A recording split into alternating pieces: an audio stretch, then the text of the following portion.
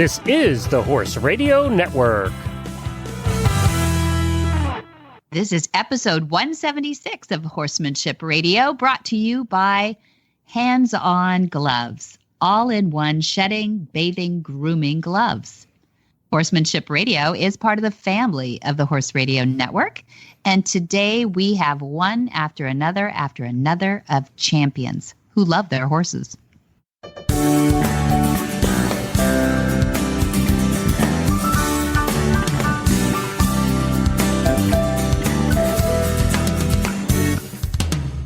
This is Debbie Laux, and you're listening to the Horsemanship Radio. Thanks for joining us. Horsemanship Radio airs on the 1st to the 15th of the month, and I have my producer, Jen, with me today. Hi, Jen. Greetings, Debbie. How are you?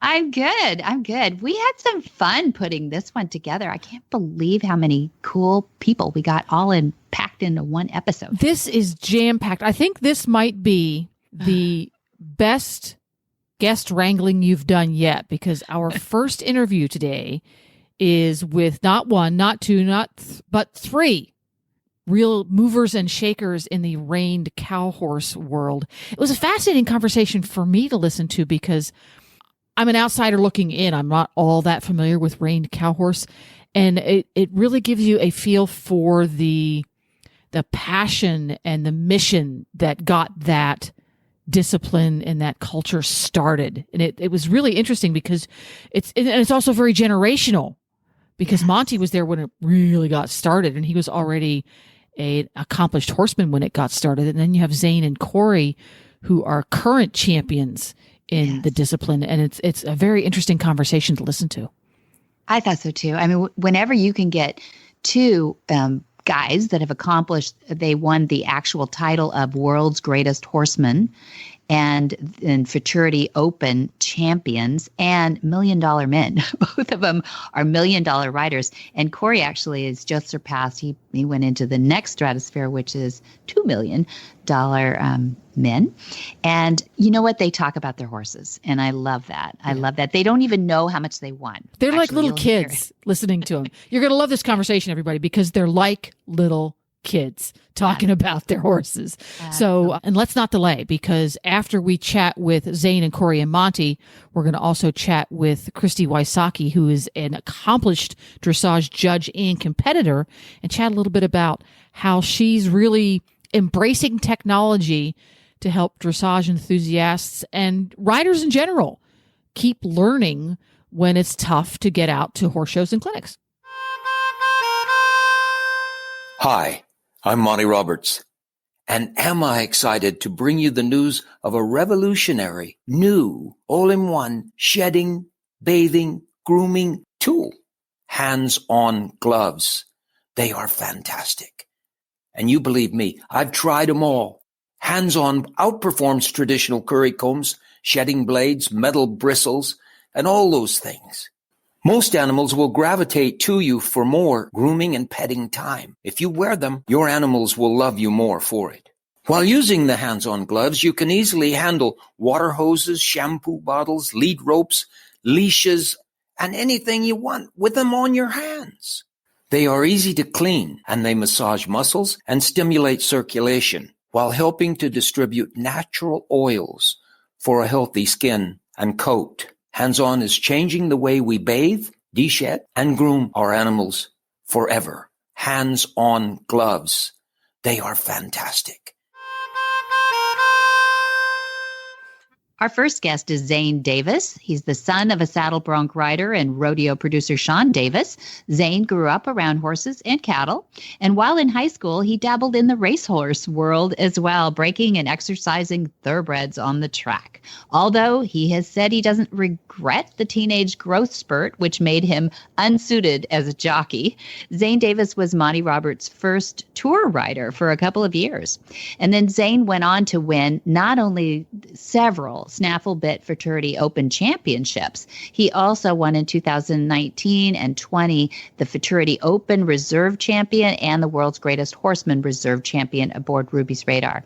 He is an NRCHA $1 Million rider.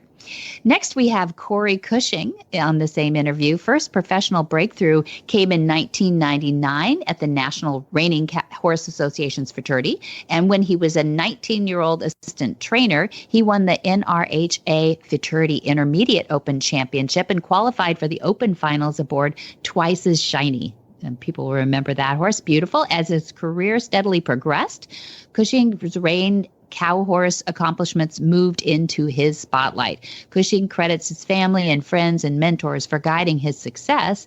And then in 2018, Cushing became the third National Reined Cow Horse Association $2 million rider, piloting 4 horses to the 2018 NRCHA Snaffle Bit Futurity Finals, and then capturing the win and a $125,000 paycheck aboard SJR Diamond Mist, Cushing's third Snaffle Bit Futurity Championship title and second time crossing the 7-figure milestone. Monty Roberts is the man who listens to horses. His first book and his autobiography, The Man Who Listens to Horses, sold over 6 million copies and remained on the New York Times bestseller list for 58 weeks. Recently named Horse and Hound magazine's the global top 50 horsemen of the world, Monty Roberts is an icon as well. You guys are in for a delight to hear how much horsemanship they have at their fingertips. It's the old saying of they have forgotten more than we'll ever learn. So I wanted to start today. I wanted to have these 3 gentlemen on because they've done so much for the direction, I'll call it, of the NRCHA, which is the National Reined Cow Horse Association. A lot of our listeners have joined into that discipline in the last, just 10 years. It's just grown off the charts. So I'd like to start with you, Corey, as our fearless leader in the NRCHA, and ask you a little bit about the humble beginnings of the NRCHA, not a whole history lesson, but just how far has it come in the last 50 years? It's been quite a ride, to say the least. You know, when I first got involved, it was back in 98 when I was working for John Slack and Todd Bergen. You know, at that time, you know, those guys, Benny Gatrone, John Ward's father, Greg Ward, you know, I mean, they were the kings of it, you know, and there was a lot of other people that I'm forgetting at this time, but a lot of those guys I look up to as heroes, and they were at the top of their game. And as, you know, as time goes on, it's very, very interesting to me to watch every year, whether it be at the Snaffle Bit or the World Show or World's Greatest even, you know, of something spectacular get put together, whether it be down the fence, the herd work, the rein work, or a combination of all 4. How, you know, each year you might see something a little bit different or a little bit better, but in that moment, in that time, you don't think it could ever look any better than what you're seeing right there live. So that's what's exciting for me is, you know, how great the riders are these days, how great the horses are. And to me, that's what drives me and keeps me moving forward is, there's so many great competitors out there, and I've got to keep moving forward and moving on. And so many have been such a help to me along the way. That's what really strives me to, get up and get going, and, just the pure love of the horse anyway. Well, that's why you're on here, and that's why you're a champion. It's amazing. And Zane, how exciting is it to grow up with some of these legends too? I know that you are the son of a bronc rider. We introduced you as such. Your father, rodeo producer as well, Zane Davis. But you really have grown up and become a man in this industry too. How fun has it been for you to see this generational jump? You're old enough now to know that this is going to be a transition generational thing. Yeah, I grew up around horses. My background is completely different than most of the people that I compete against. I mean, I never competed in a reined cow horse event until I was 34 years old, and the first introduction I ever had to it at all was at Monty's house. We were during El Nino in '99. He took me out and had me fence a gelding, crooked-legged gelding that he had. I didn't know what fencing was. And he said, just ride it at that fence hard, and we're going to try to get it to run straight and slide into the fence. Well, anything at a fence that hard, my experience, either jumped it or ran through it. And so that was my first and only experience with any reined cow horse thing until I turned about 34, which is about 6 years later. And so, but just since I've been involved, I think the thing is, and Corey touched on it a little bit at the end, the quality of competitor and the quality of horse, even in the last 4 or 5 years, has been unbelievable, and the change in that short amount of time has been unbelievable. And I think that's probably what I've seen the most in the growth. I think the addition of the high school rodeo reined cow horse has been a great thing for our industry. But the level of competition has grown and has been growing ever since I started, every single year. Mm. And that challenges you, yeah? Does that challenge you to get better? Yeah, if you want to win, it does. When I started, I didn't even know what class was in, and I showed an illegal equipment the first place I went and had no help. I mean, that day at Monty's was my only day of ever doing anything until I showed up at the show. And if you want to get better, being a 33-year-old rookie was tough enough, but if you want to stay on top, I mean, I have to continually make changes, and everything I do, or you get left behind. Well, that brings you to Monty, who's seen this a little bit longer than all of us. So, Dad, I was wondering, what do you see in the changes of the horses themselves, the physical horse itself over the years? Well, the physical horse has changed, and, there's no question that breeding has been a part of it. But I don't care how you breed them up, down, sideways. I don't care how good they are when they hit the ground athletically. They're producing them now with horsemanship that's incredibly better than it was when I was going down the road. When I was going down the road, I was marking, and I won 11 world championships. Big deal. I'm going down the road. Clyde Kennedy once marked me a 78. Yeah? And I think I marked 2 78s and some 77s. I'm telling you that those runs wouldn't have won third at your small shows today. And what I wanted to see was horses that wanted to do it. And now what I'm seeing, because of the new NRCHA, they have changed. And the horses clearly want to do it. And I watched a guy the other day win a world championship. That is the other day, about a year ago. It was the year one before this one. I watched him run down through there and lay the 11s down incredible without touching the reins. And then what did he do? His hat was going to come off, so he just sat there, kind of put his reins down and adjusted his hat for about 30 seconds. We would have been zeroed out in my day for that. And no horse would have stood there. They'd have been doing a dance around there like you can't believe. Today, horses are doing it because they want to, not because they're forced to. And that's why I sat down with the Queen of England and talked to her about this new organization that was moving forward in the things that I wrote my first book about, which got me, Corey, good to meet you this way and talk to you. I couldn't be a more proud human being than I am of Zane Davis, Ron Rawls, Philip Rawls, and now Patty Rawls, for crying out loud. And I would ask Corey, was that sponsored by the NRCHA too? You know what? It wasn't, but last year was the first year they had it, and to back you up, a huge congratulations to Patty. It was right here in my backyard. Unfortunately, I didn't have a chance to get down there, but I heard enough feedback from enough people that was something pretty incredible. The excitement, the energy, the horse enthusiasts out there all the way around. I mean, the reined cow horse is nothing easy. And, when you step in there, and no matter what event you're going to do, you better be one with your horse, and you better understand how he thinks, how he feels, how you're going to set something up, because it's a team effort. It's just not me sitting up there and saying, you're going to go do this. I need to be better as a rider so that you've got all the faith in me and understand what your job is, but I'm going to put you in the best possible position. And, if I don't feel like I got a team player underneath me 9 times out of 10, it's not going to happen. And you guys have to know how good you are and what's happening because of the influence that you've had on setting the rules up to create a better horse, and it's happening. Yeah, Corey. Yeah, did you receive that letter? I'm curious about that too myself.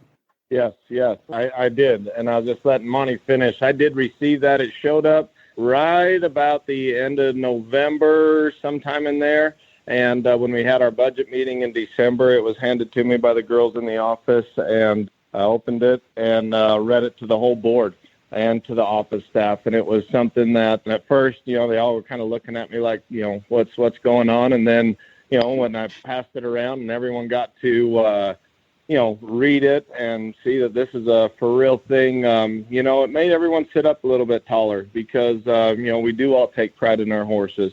There's intense moments and tough days, and these horses go through a lot. But, when you sit back and look at, what the board does, what those girls in the office do, our whole team, our exhibitors, our, members as a whole, it's a big family. And that letter is now framed and inside our office. And with this next issue of the Reined Cow Horse coming out, it was, there was a picture taken of it and posted inside my letter and talked a lot about, what this means to the NRCHA. And hats off to everyone that something like this would be addressed to us, the association. So it is something that we're very, very proud of. And, we do our best every single day to only keep the NRCHA moving forward and through the tough times, the good times. And, it is something very special to be a part of right now.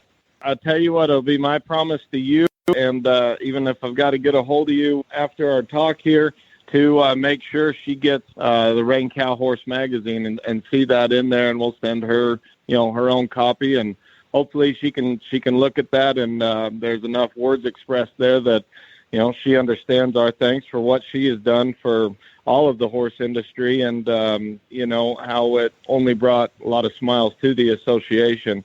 Because, even though some people may not hear about it as much as others, I can promise you that everyone in that office, anyone involved, and, takes it all very seriously. And it doesn't go unnoticed that, whether we're, an approved show of something or we're putting something on that, there's a lot of hard work and efforts that, create this great event and this association. Well, That's thank great. you very much for that. And please know that you got us behind you. And Zane, how much did you win? Geez, I never did add it up. I think about 125,000, something like that. You know what I love Listen about to him. that? I Do you never love did that? add it up. You Why, know, I'd have been sitting here adding that thing up every night. I love that, Zane. I love that it was more important to you to take it home than it was to count it. Yeah. How much did Philip win? Oh, if I'm supposed to know the answer, I didn't even know what I won. I have no idea.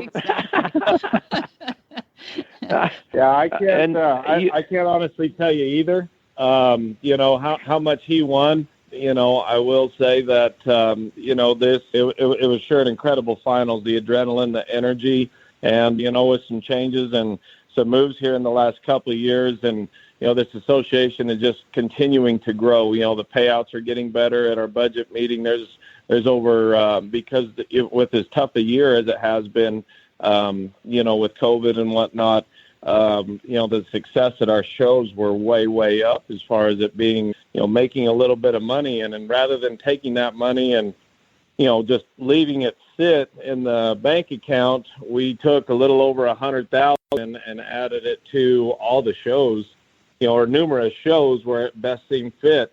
And, when we can talk about the Open all day long, but I know that $40,000 of that went directly to like the non-pro limited classes, the boxing classes. I think one premier event is going to be at the Stallion Stakes in Vegas, and the other one will be at the Snaffle at Futurity. So that's what we, as we sit down as a group, that's where we're putting focus at what grows us. These people, whether they're coming in or they've been involved for a long time, if they've been involved for a long time, a lot of them have got, open horses competing there, and, due to their, their comfort levels, I guess I should say, that's a class that they can stay in for an awfully long time, that they can come and enjoy themselves. Well, money is one thing, but congratulations to the organization, because they figured out that when there's enough money in it, and Zane said 125,000, something like that, and I'm not sure I won that much in my whole career. And talking about winning world championships, when I was going down the road, you probably know, you're old enough to know that I was showing against 18 or 20, maybe even up to 30 horses in one class, and thinking it was a tough go. And here's the thing where you got tens of thousands of horses that are coming in now, and it's just unbelievable. I think you had over 1,000 horses show in your finals this year. Is that not correct? I think we sold right close to 1,000 stalls. How many actual entries, I'm not sure. Not this past year in 20, but in 19, it was our largest Futurity that we've ever had. I want to say there was about 350 horses altogether. I think if I was to guess, and please don't quote me on this, I would want to say it was right around the 280, 290, all divisions including. So, the growth, every year, people are excited about the Snaffle at Futurities, but, the derbies are getting so much bigger. The horse show classes, our biggest problem right now is having enough days to where we can start at, a nice a nice hour at 8 o'clock in the morning, but be done by 5 or 6 at night, because let's face it, there's some training that needs to be done in between events. And, if we're not getting done till midnight, 11 o'clock, it's tough on the judges. It's tough on us as competitors. But, looking at this as a whole, equine industry, so many big events are taking place, and we have to find a location that can hold an event like ours, and we can sell it like we want to, and we have been putting on events to where everyone's comfortable, the ground's good, the stalls are good, just to make it better to protect these horses, exhibitors, and for the members or owners that want to show up and just enjoy it for what it is. So it's been great. I for one, and there's tens of thousands of us out there that say congratulations for what you're doing. And looking back on my thing, when I was going down the road and showing with Don Dodge, and Greg Ward was my student at the time. I started Greg Ward on Blackie. He paid $350 for him at Cal Poly in 1954. And Came with a Greg saddle. is just a fantastic example of my past career. And, when we were going down the road, there was no place for the amateur to go and go in reined cow horse classes. There was no place for the wives to go like Patty has done recently. There was no place for them. And now, not only that, but the horses have such a better life now than they had when we were going. And I, for one, want to congratulate you and all those people that you're connected with to figure this thing out and to move it like it's gone. Yeah, I want to.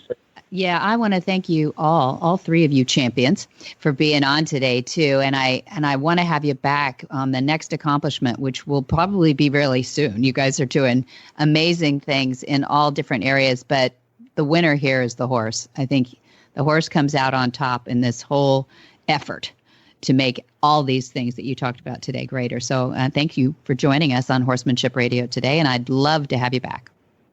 Zane, give your family the best for me. I will, and quickly, I know there's some time constraints. Ron Rawls and I have had this conversation, but I was very fortunate to work with Monty.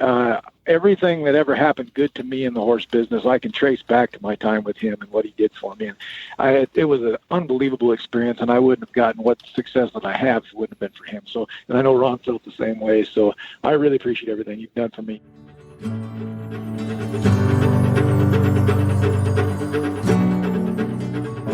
Imagine if you could take Monty to the barn with you. Watch and learn as he addresses each challenge with your horse and answers your questions too. You head to the arena and you work on each new lesson, knowing Monty's there to encourage you, all with violence-free, tried and true methods. After all, he's been helping train horse lovers all his life. With his online university, you could be like Kathy, a retired teacher who just bought her first horse. Recently, I went to a tack shop to look for a smaller halter. I'm 61, just purchased my 14 Hands POA the day after my birthday, just a few weeks ago, after never having had a horse. And yes, that's crazy, but as a retired teacher who never had a hobby other than teaching, I decided to go for it. My hubby and I have taken lessons this past year, but I really longed for a relationship with a horse. The only other experience I'd ever had was to ride a horse in Philly, Pennsylvania, my hometown, when I was 16, and I got bucked off. And that was it until I was 61. Well, the owner of this tack shop, this precious lady, 84-year-old lady, gave me a copy of this magazine, Equine Monthly.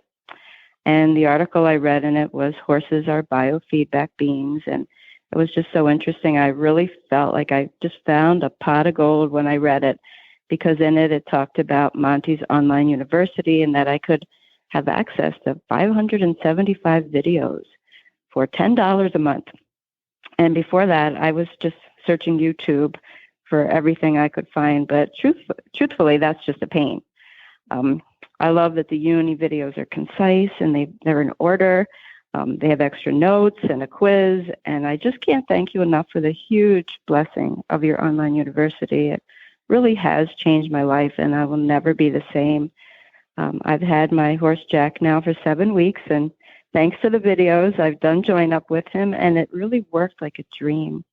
I had to do it in an arena, but it still worked, thanks to Monty's lessons and the cues and the hand signals. The ability to watch the lessons over and over on demand is incredible. So I also want to thank you so very much for making the online university affordable for this retired teacher. Thank you so much for all that you do for everyone who really wants to love a horse. Kathy.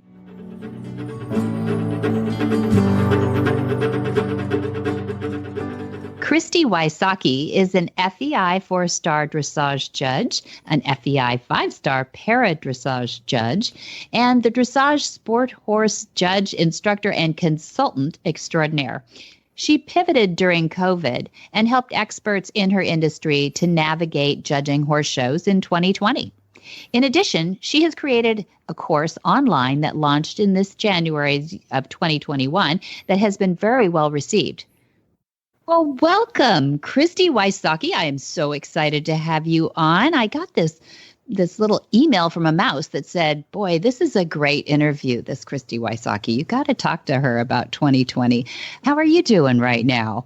I'm doing good. I'm getting ready to head to San Diego to do a 4-day clinic. So I'm packing suitcases and organizing to walk out the door this afternoon, but I'm doing good. Goodness. Well, that's great to hear people traveling in 2021. Here we sit on the very cusp of the very beginning of 2021, and we all know what 2020 was all about. And I wanted to have you on because not only are you a high-level 4-star dressage judge, a 5-star para dressage judge, just have a huge background, but you're also an interesting character, too. you come. I've been called that before. See, and it's a good thing. But you have some engineering in your background. I know it's been a couple of decades since you've been out of that, but that you turned your sights on horses. So I wanted to start with, what was your horsey background before you were an engineer? Did you grow up with horses? I crawled up on the back of a horse when I was 5 or 6 years old and never came back down off. Pretty much. It does. I was lucky in the neighborhood I grew up in that we lived at the base of a mountain and had trail rides everywhere. And every kid in the neighborhood back then could have a horse. They didn't cost what they do now. And we played on our horses. I mean, we got on and didn't get off till the day was over. We were so fortunate to have that experience as a kid. Yeah. And yeah. I didn't get into any, I started eventing when I was about 11 or 12 and did that through my teens. And then when I went to engineering school, I went to Colorado School of Mines. I didn't really ride except in the summers because that school is beyond intense. Mm-hmm. And then when I came out of school, I went to Alaska, of all places, to work. And they didn't have eventing up there. So I decided, I'll be here a couple of years. I'll just work on my dressage and get better at it. I thought dressage was the necessary evil at that point in my career. And when I started really actually focusing on it, I fell in love with it when I really started understanding what it was all about. And the idea that you can train a horse to respond when you basically just think something is pretty magical. and it got me hooked. Wow, you sound like Charlotte Bradall, a dear friend of ours, who says just think sit, think trot, think walk, and the horse knows those little muscle twitches in there. What's your theory on how do horses know that? I really think that, and I really am a believer in teaching this way too, not only in my riding but also in my teaching. That if the rider needs to think like a horse when they're riding. If we think like humans, we get in our own way, and we definitely get in the horse's way, because they function off of body language.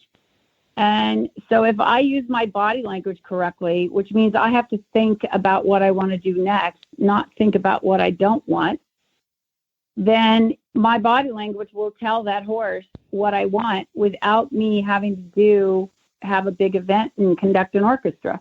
Yeah. It's like Charlotte Dugeron looks like she's up there waiting for someone to serve her tea. And the reason is because her body language is so well refined that horse can sense what she wants without it looking like she's done anything. And that's the ultimate goal for all of us.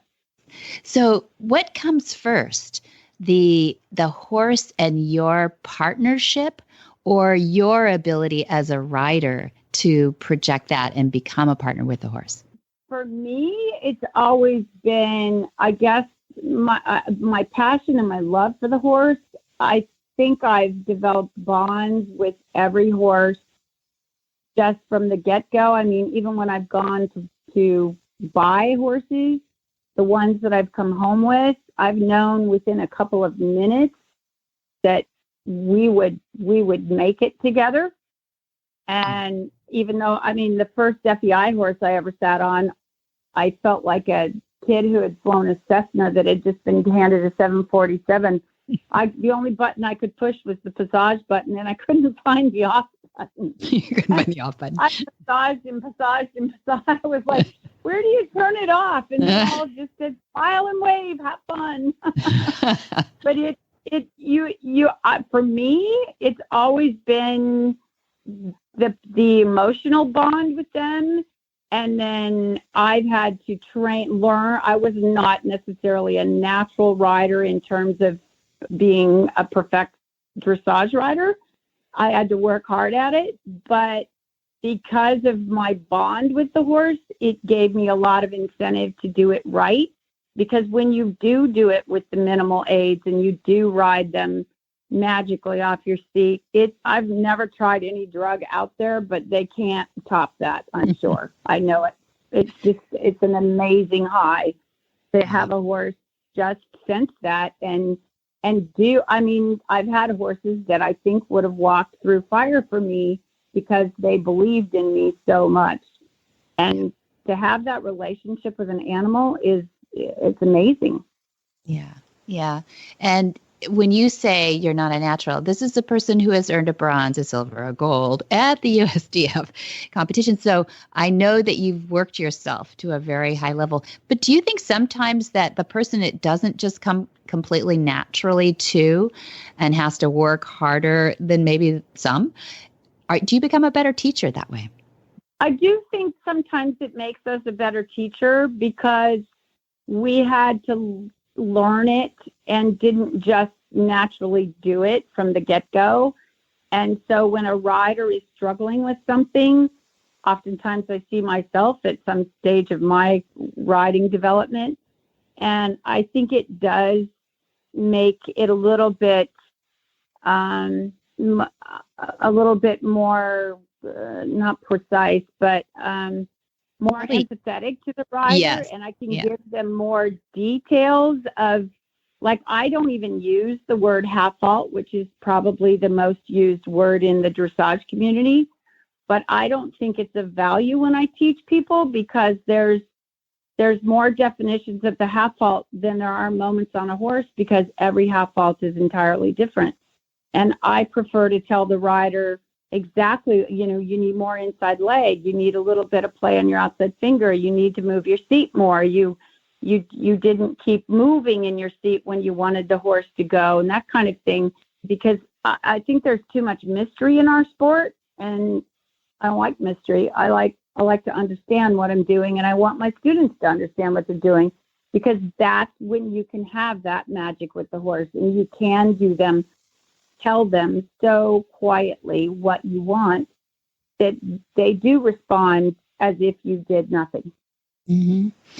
Absolutely. And I love the word mystery, taking the mystery out of it too. So many trainers, I mean, I'm old enough to know better now that in the 80s and 90s, you're so intimidated by your trainers, and obviously you're paying them, so you want them to be the professional. So why would you question anything? But I love that teachers these days are allowing students to ask more questions and to take the mystery out of it. It sounds like you definitely lean that way. And you've had students from all levels, you beginners to FEI. So how do you improve a trail ride? How do you help students make a better trail ride? Well, I think the thing that people forget is dressage a lot of times gets labeled as that discipline with all the tricks, which it does have a lot of tricks, quote unquote, in it. But if the training is good, if it's classical training, those tricks aren't really tricks anymore. They all originated as battle movements. The training for the horse in dressage was created 300 BC by Xenophon and his friends to prepare to go to battle. And knowing the history of that is actually quite fascinating and can actually make men find dressage more interesting. So for women out there whose husbands find it boring, buy them that book. But anyway, I think the thing is, and I have jumper students and I have eventing students, and I think the thing that's important to remember is it's the training of the horse. And if you train the horse correctly, then they can do whatever job it is you apply to them.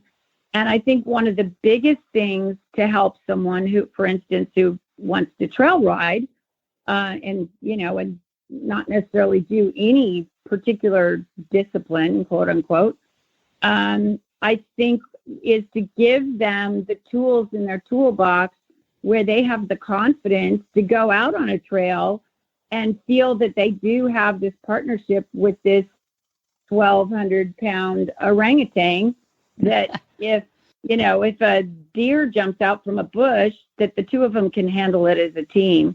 Mm-hmm. And one of the things I've really specialized in the last couple of years, I've actually spent a lot of time training in it, is working on the specifics of fear and self-doubt and self-confidence while riding, and understanding the physiology of it better so that I can help the rider better in the heat of the moment.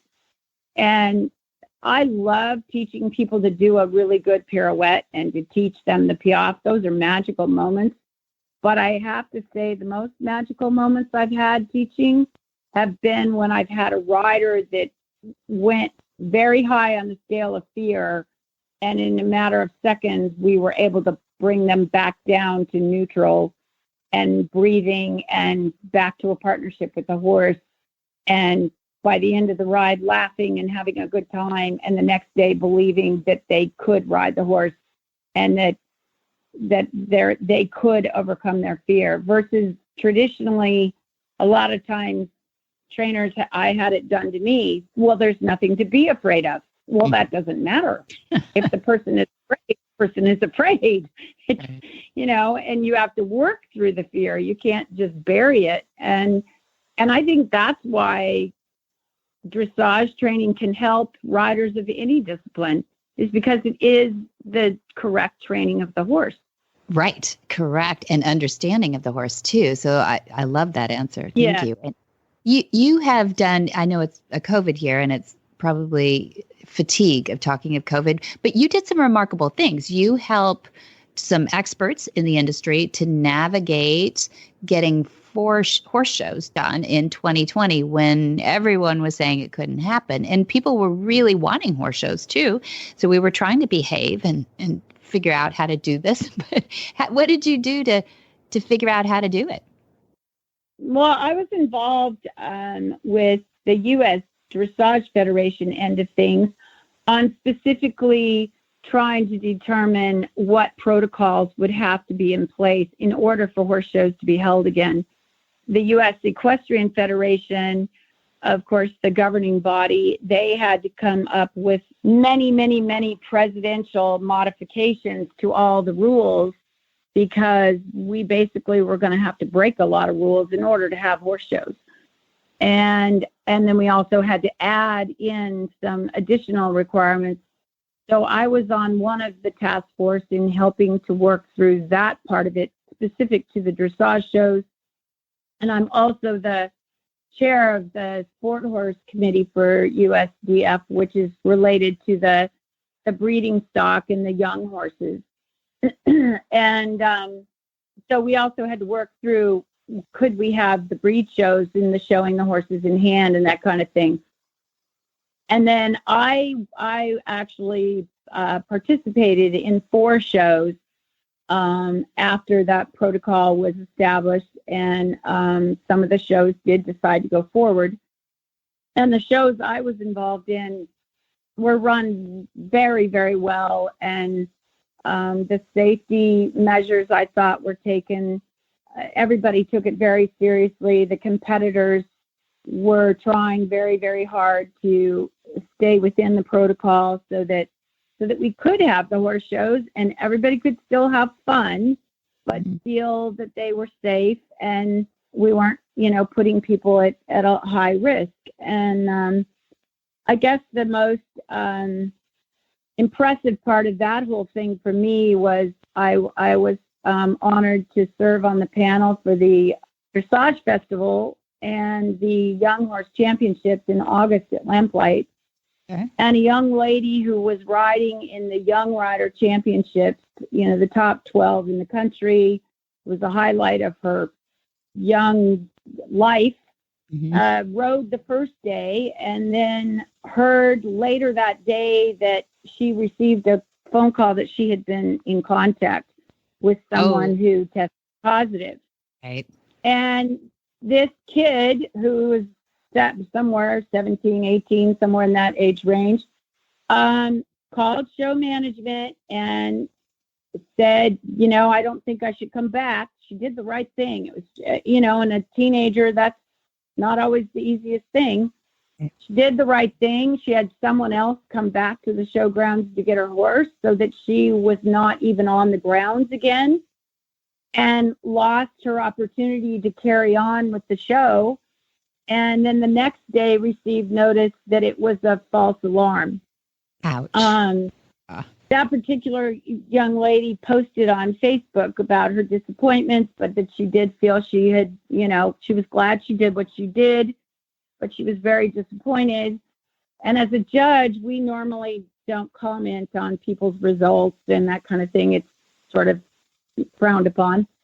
But I will admit that I commented on her post, and I told her that what she did that weekend was way more important than any ribbon she could have ever won, because she put the safety of herself and everyone else ahead of ribbon. Mm-hmm. And that was a big testimony to who she was becoming as a young adult. Very good. So that to me was the highlight. Yeah. Yeah. So. Good modeling. Well, good. And good for you for, we call it giving a little rub on the forehead. Good for you for giving her a stroke for doing that too. And that's very mature of you as well. I appreciate that because, rules are rules. Dressage people, I think, follow more rules than I'll ever learn. So I'm glad. I always joke that, if I want good directions to someplace, I ask somebody who's in dressage because you guys are amazing. but I also have reasons to stay on course. That's right. You have letters to go with it. But anyway, you created a course online too, and I really wanted to get to this too before we run out of time. But tell me about what kind of course did you imagine that was lacking out there that you felt it important to put online? Well, it kind of came to me through this whole COVID environment we were in. I've been teaching riding lessons virtually for about 8 years, but needless to say, this year the number of virtual lessons I taught skyrocketed. A lot of the clinic locations I normally travel to had me do it with them from afar. and students even in this area also had me do it. I attended more virtual meetings than I can even count with trying to deal with this whole concept of could we go forward with the shows and such. And then I also did a few seminars and presentations via Zoom and online. And while I was doing all of this, it suddenly hit me that our discipline hasn't really used the online platform very effectively for an education platform. And especially in these times when travel was not even possible for a period of time, now it's complicated and a lot of people are not comfortable traveling yet. Mm-hmm. The idea of giving people more opportunity to improve their education at home. Some people for a period of time couldn't even go to their barn and be with their horse. Right. Depended on the situation. So I decided to create this, it's called Y Dressage Academy, and it's all an online platform, and all of the courses will be basically designed to enhance your experience with your horse, and not to replace it, but to enhance it. And the first course has started, but everything is pre-recorded so that the participants can watch the modules, the training modules, when it works for them. Middle of the night, morning, East Coast, West Coast, Europe. I have one student in Mexico and one student in Canada. And so they can do it whenever it works for them. And they can do it, if they don't get to it for 10 days, it doesn't matter because they can access the whole training module until May 2nd. So I'm pretty excited about it, and it's been really fun. I will say it's put me on a huge learning curve. The first course is talking about conformation and movement and how important they are when you're buying and breeding and training your horse. And so many people don't know conformation very well, and they don't know even the details of movement. And I've done many, many, many seminars over the years on this, and I can present the information in my sleep practically. But the idea of trying to figure out how to put it online where it covers the material, but it's interesting to the participant and understandable to the participant because they're not in the room with me and that kind of thing. That's been a good learning curve for me. I've learned a lot. It's kind of been fun for me too. I bet. Communication is always the toughest part, but that's, the fact that you had to work hard to learn these things probably will translate into having a great online presence as well, because you're going to hear those questions in their heads before they even know to ask them.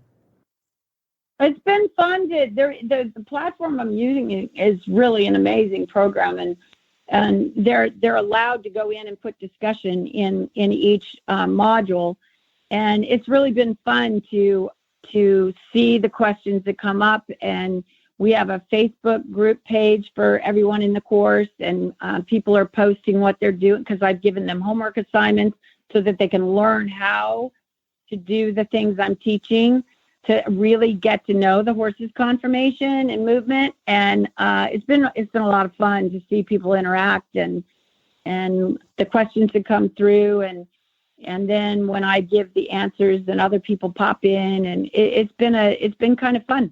It's been new, but great. Yeah, great. So how do people find it? How do people find that website? It's ydressageacademy.com, and it's WY Dressage. It's like my last name. Yeah. So okay. One of my students once said to me, she said, "I love the fact that you don't just tell me how, but you always tell me why." And one day, I've called my husband Y as a nickname since before we were married. One day I went, that could be the name of my business because they go hand in hand. True. So that's true. How I ended up with Y Dressage.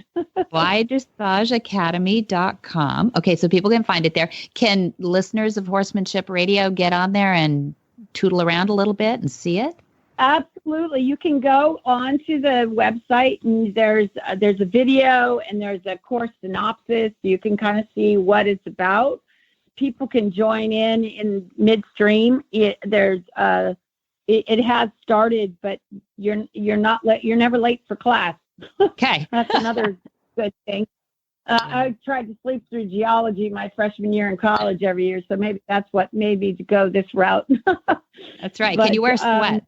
Can you wear sweats when you're? You can wear sweats. Okay, you can do it in bed. You can do it on you can't. I don't think you could do it on an airplane. Yeah, actually, you probably can do it on an airplane. The only thing I haven't been able to do with Wi-Fi on an airplane is live stream. So you could probably do it. Probably a little unstable. If you're traveling. Probably a little unstable. But no, that's great. I hope people will go and look that up. I know I will. And you've got lots of subjects, so I'd love to have you back sometime, Kristi. Sure, it'd be great. I really appreciate you having me. It's been a fun conversation. Yeah, always good talking horses, isn't it? It is. That life without them would be pretty empty, I think. Pretty boring. All right. Well, thank you for joining us on Horsemanship Radio. Whisper the language of the herd. Listen, you don't have to say a word. It's time for Jamie Jennings to fetch an email from Monty Roberts' inbox and share a morsel of Monty's wisdom in a little segment we like to call Ask Monty. Leave this world a better place than mine. The magic in the language of the herd. Dear Monty, are Mustangs different from domestic horses? You have a great love and a very special attention for Mustangs, and you've trained a lot of them. How are they different from domestic horses, and why are they so special? Monty's answer. One should remember that Mustangs are feral and not just wild horses. These horses were wild in Africa before domestication in Spain and Portugal. They were brought across a narrow strip of water to work the cattle in that part of the world. The Spanish explorers brought them to the western United States to work the cattle for the leather they produced. They are intelligent, athletic, and if properly treated, can love their work. For more of these insights into good horsemanship, go to MontyRoberts.com and click on the words Ask Monty at the bottom of the page. What in the wide, wide world of sports is going on here? Where in the world is Monty Roberts? Monty is looking forward to meeting some new friends, two-legged and four-legged, and we just added Horsemanship 101 twice more in the first quarter of this year. So we added March 20 and May 3. Write that down for the popular Horsemanship 101. That's an introduction to the revolutionary methods that Monty discovered as a teenager, studying wild horses in the desert of Nevada. And for those new to horses, they love this as well, returning after a long break maybe, or trying to overcome fear maybe. Horsemanship 101 has been super popular. That's one of those, Horsemanship 101. You know how riding instructors and coaches and teachers, you can never have enough of the basics. Go back to the basics. Yeah. It's a course that for anybody, it's going to help you. It's whether you are a high-level rider, someone who hasn't ridden for a long time and got out of horses because you went off and got college and raised a family, someone who's never been around horses and you want to get started. It's the basics that everybody needs and everybody needs to review. So that's my opinion. There you go. Absolutely right. Not only does it build your confidence on the ground, which a lot of people kind of lose their mojo on the ground. They might kind of remember the saddle and feel comfortable up there. Sometimes not. But groundwork is one of those things where you feel a little more vulnerable when you're a little older and not as, spry as you used to be or whatever, too. So Horsemanship 101 really delves into both of those, groundwork, and we don't put them in the saddle, but we talk a lot about the psychology of horses and flight animals and all that too, and do a lot of breathing exercise. Yeah, so it's really popular. It's a great way to kick it off again, or mother-daughter, father-daughter kind of thing, all those things. Girlfriend weekend, it's really fun. And it's a one-day thing, so it's really easy. But then we have, in February, as we speak, 1 through 5 is the Gentling Wild Horse course going on right now, which is really fun. So, Jen, you'll notice we turned it into a 1 week for the winter, just a 1 week, because we have some bucking horses. They're actually bred to buck coming off the mountaintop. But they're so chill and quiet. We said, well, let's just make this 1 week because we're going to get so far with these wild horses that people are going to bored, by the second week. So we thought, well, this will be fun. We'll have a play. And so this is 1 through 5, February 1 through 5. Then February 8 through 12. I don't want anybody to miss this. So tell your friends, Monty's special training. We usually do this once a year, but we're putting it in February as well because of COVID, because we didn't get that many people in August who could normally it's hard to travel. We have a real packed house internationally. So for this one, we're going to be doing a lot of filming. So you might get yourself on camera, but we're going to be doing a lot of filming lessons and it'll be real intimate, I think. So 14 through 16 of February, we have the intro course module 2, which is the join up course. The 17th through the 19th, we have the intro course module 1, which you'll remember is the first steps to Monty's methods. And then 21 to 23, we have the intro course module 3. That's the long lining portion. And then we rotate again, 24 through 26. This is the prep for the exams, intro course module 4. And remember, an introductory course is really 10 days long, but when you put it in the modules, it becomes these 12. So then we have in March, we have a Horseman's and Healing for our veterans and first responders. That's March 5 through 7. And then 12 through 14, we have the intro course module 1 again, first steps to Monty's methods. And 15 to 26, we have the introductory course of horsemanship. That's that 10-day that I was talking about. It goes over 2 weeks with a weekend in between. And then on March 20, we have the Horsemanship 101 again. And so that's the one we added. And then April, we have from 1 to 3, we have the intro course module 2, join up, and 4 to 6, the module 3, long lining. And stretching out to May 3, we have another Horsemanship 101. You see how popular they are? It's a lot going on there. And if you couldn't commit all of this to memory, or it all got kind of blurry because there's so much available, if you want to talk to somebody at Flag Is Up Farms about, this is my situation, which courses should I take? What order should I take them in? What would be great for my situation? You can just call them at Flag Is Up Farms and somebody can talk to you. It's 805-688-6288. And you can also go to montyroberts.com because the calendar is right there on the website, along with gobs and gobs of other great information. And we love your feedback. Great way to give us feedback here on Horsemanship Radio is to hop on over to social media. Facebook, it's Monty Roberts. Twitter and Instagram, it's Monty_Roberts. Great way to interact and keep up to date with everything that's going on at Flag Is Up Farms. And have the app at hand. That way you can have the Horsemanship Radio downloaded to your phone automatically. You'll never miss any of them. Go to your app store and search Horse Radio Network. That's where you're going to find the app and download it to your Android or your iPhone. You can also listen to all of the podcasts on the Horse Radio Network via iTunes or your favorite podcatcher. And there are lots of them now, too. Many thanks to our sponsors. That's MontyRobertsUniversity.com. Be sure to visit all the other great shows on the Horse Radio Network at www.horseradionetwork.com. Until next time, have many happy horse hours.